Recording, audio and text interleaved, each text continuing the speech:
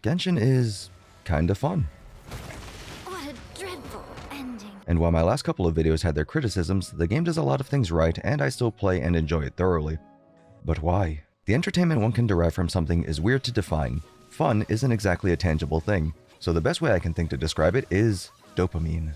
Dopamine is the chemical that juices up your brain with happy sauce when you do something and receive a positive response, like grabbing rewards from the mail, winning your 50/50s, or even opening up a box for 1/80th of a pull. Basically, press button, receive reward. Or not. It can also happen through personal achievement, happy happenstance, or learning something new and interesting. Feel free to forget that last point, because I will remind you a lot. When I think of Genshin Impact, I think of 4 large elements: story, exploration, combat, and my father's family-destroying gambling addiction. Gotcha. Starting with the story, the structure is pretty run-of-the-mill RPG at face value. Pick up a quest, talk to NPCs, watch or button mash through cutscenes, Paimon, do the stuff, hand in the quest, repeat. And while the delivery may not necessarily be for everyone, and some parts of the story had about as much attention as I did when I was growing up, I think it's fair to say a good number of people are emotionally invested in the journey.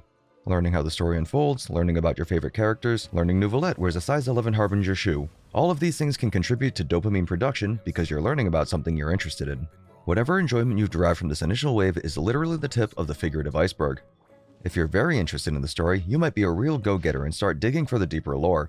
The kind of stuff you find in notes spread across the world, monster and animal archives, item, weapon, and artifact lore. Maybe you'll make inferences based on clues in the landscape or the location of some enemies. Or maybe you notice something peculiar and out of place. You might even start burning through your side quest backlog and hit the occasional pop culture reference along the way. Consider your favorite TV show with weekly episode releases.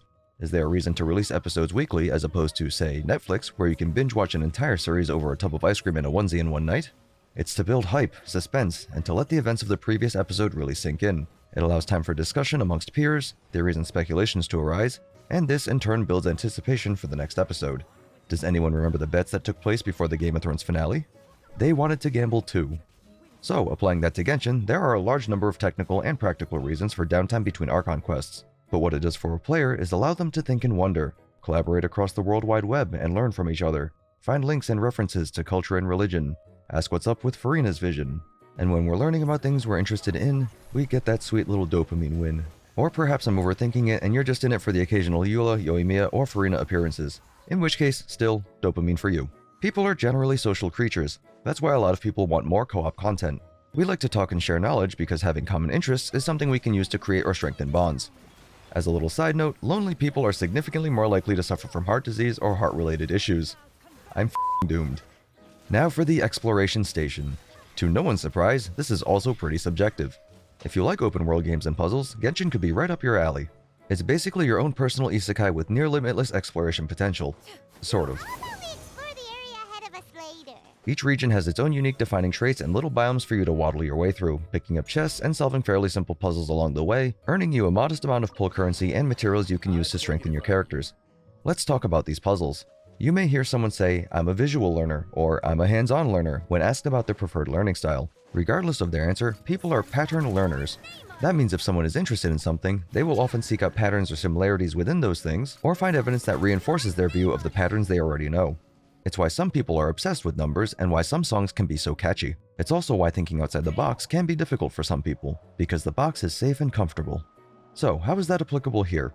In its simplest form, you open a box and you get a reward. A baseline is established. You see another box and you want that reward. But you're box blocked, so what can you do? You search the immediate area and find some peculiarities, set things on fire, and now you can hit that box. A new pattern is established. You'll find as you progress further, these puzzles can grow more complicated, but because you already have an understanding of how the puzzle works, you can build upon the foundation you have and tackle more elaborate tasks. And every time you do this, you feel smart. This feeling of being smart, like we discussed earlier, is the satisfaction of either learning a new pattern or reinforcing one you already knew. I am aware that a lot of people say Genshin's puzzles aren't hard, and that's intentional. Part of good game design is making your players feel good when they complete things. The tough part about that is balancing the difficulty to be properly challenging for your audience. After all, some people are just built different. If difficulty is balanced properly, a player will either feel good because they did something with ease and feel smart, or they'll feel good because they've overcome an obstacle and feel smart. Sometimes you'll stumble into something weird. Sometimes you'll stumble into something weird, but bigger. A devil's anus. And oftentimes your perceptive eye will be rewarded, with the yield scaling up as the task or puzzle grows more obscure or difficult. As new regions are added, you'll find Genshin incentivizes exploration with chests or sealies or trials that can breadcrumb you to even more secrets or just neat things in general. Some chests are presented to you spread eagle, and some are so deeply hidden you'd think they were diamonds in Tevat's meat wallet. Sometimes you find there's a big problem plaguing the land, and that land needs a hero. You swoop in, fix the thing, and you can actually see your efforts pay off as the landscape changes. Then you completely ignore the possibility that you've made extinction level changes to the ecosystem and continue to the next event. These impacts you've made are often perceptible from great distances, which adds to the immersion. But sometimes it's the little things in life. As you venture across the world, you'll run into funny little interactions that make the place feel alive. Look, there's my spirit animal. And sometimes you, the innocent, unsuspecting, and unknowingly vulnerable player, may run into the occasional local legend, quickly realizing he can plow you so hard you'll whistle when you fart. And on the topic of sounds, they're done pretty well. I don't just mean combat noises or monsters roaring, but the finer details too, like hearing voices near Fontaine's fountain before the patch 4.2 Archon quest, or opening up a menu underwater. These are all elements that can get strong or weak reactions out of a player, and they contribute to stimulating the player with new and exciting feedback responses that compel them to continue experiencing the game. But good sound design and world building through immersive maps, lore, plot, or otherwise is only part of the full picture. Genshin Impact is a world of conflict, so naturally, a big element of the game is running around and causing problems on purpose, because nothing says I want to be immersed in this video game like murdering a bunch of unreasonably jacked homeless people and living rent-free in Timmy's head while never having to face the consequences of your own actions. Genshin's barrier to entry for combat is so low, my self-esteem has a guilt boner. It's morning wood. In general, apply an element, apply a different element, yield damage. As long as you're doing some form of reaction, you will see a bigger number. And when you press a button and receive a stimulus, you'll want to press that button again. If you have zero interest in combat, as long as you're doing something, you can probably get by. But for those of you looking to min-max on your manslaughter, you can learn rotations and utilize the elemental reaction system to its fullest. Like we mentioned earlier, learning is fun if the topic is interesting, and with how many different units and elements Genshin has at its disposal, there's a lot to learn. So now, seasoned Genshin Impact combat veteran, you might be wondering, I've already learned my rotations. I can clear both halves of Spiral Abyss in 6.9 seconds, and my Raiden slaps so hard, Dawe's mother shudders. Can I still be having fun? And the answer is, maybe. Your brain will dribble some dopamine in to reward you for certain repetitive tasks. It's actually a driving force behind survival. This incentivized hunting and gathering in our caveman ancestors because the thrill of the hunt is fun, and having stuff is fun. Behold! My stuff. It incentivizes eating, in me, right now. And while people may eat out of boredom, people don't really get bored of eating, because you don't eat the same thing all of the time. That's not to say perfecting your rotations is helping you survive. In fact, it's probably the opposite. The last time I saw sunlight was in 2016. There are other reasons your brain rewards you for repetition, and, like eating, it's because it's never really the same. Doing the same thing in slightly different ways can help you learn to adapt when things go sideways, and you can apply some concepts that you've learned doing your repetitive tasks to new tasks that you're interested in learning. Consider this simple example of an Aggravate team. You've played this team a lot, but you just obtained a shiny new unit, and that unit seems to have potential in this team that you're so well versed in. So you read this new unit has off-field presence, replace Fischl, realize after 1 or 2 runs that Fischl is the GOAT, and decide maybe I should replace Keqing instead. You understand that Keqing's role in an Aggravate team is to attack quickly and proc more Aggravates, so you play Yai in largely the same way and profit. They're both Aggravate teams and they play the same conceptually, but they still feel different enough while being in the same scope of enjoyable that you're already used to. It's a good opportunity to flex your knowledge, but even if you're only into that first team, sometimes it's just nice to be good at something. Or so I've read. I wouldn't know. Most rotations follow the same idea. Buffs and debuffs do damage. If you like taking one big bite out of someone's ass, you can do that. If you like seeing lots of smaller numbers, you can do that too. You can even burn the flying out of your retinas. But it's not always about the numbers. Sometimes it's the feel. Characters only have a left click on PC, an elemental skill, and an elemental burst. That's not really a lot of options, but the way they're designed can have a subtle yet important impact on how you perceive the game. Every 5-star unit, with the exception of your Traveler, but with the addition of Barbara, gets a little cinematic that plays when you use their elemental burst. In a lot of cases, they feel pretty good to use, because those animations have cool compositions, and possibly, more importantly, momentum, or follow-through. The cutscenes are often dramatic and they smoothly direct you back into the flow of the game. So while you do get a short break to admire the animations, you're still immersed because it feels fairly seamless. And while your 5-star units tend to be the stars of the show, even the 4-stars get to flaunt their quirks. Sometimes a 4-star unit's kit, even without a cinematic, can give you small amounts of satisfaction upon use. Look at a unit like Bennett or Xingqiu. Both of their bursts are simple animations and largely there to make your DPS go burr, but both feel complete. Bennett drops down with a bonk, you get a bit of screen shake, and enemies go flying. As simple as it is, it feels good to use, because it looks like a slam and it acts like a slam. Welcome to the jam.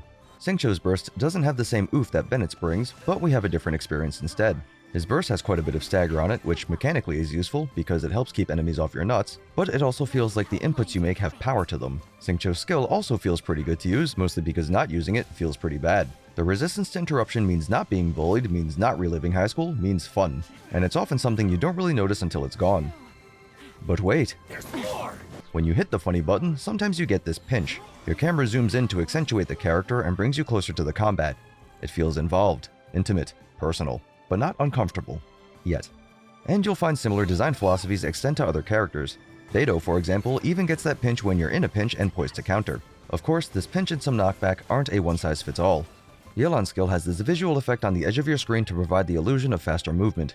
And Shenyin's skill actually does the opposite of the pinch, pulling the camera back not only to allow the player to see who they're about to Goomba stomp, but also show the scale of the heights you can climb or the distance you can cover. All of these subtle things contribute to completing a picture. And what does completing this picture do for your brain?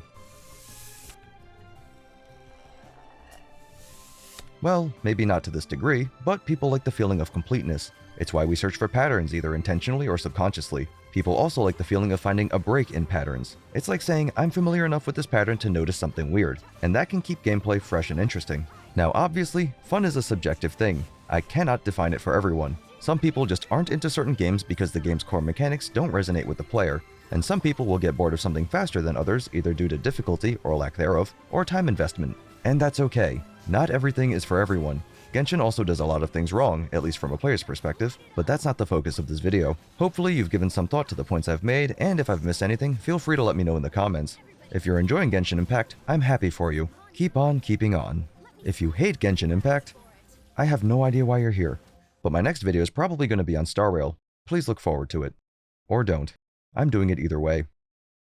I know at least one of you is coming in here with one in the chamber, and you're not even going to watch the video. You're just going to type up Genshin is bad because reasons, and that's not going to stop me from having fun, because I can't read.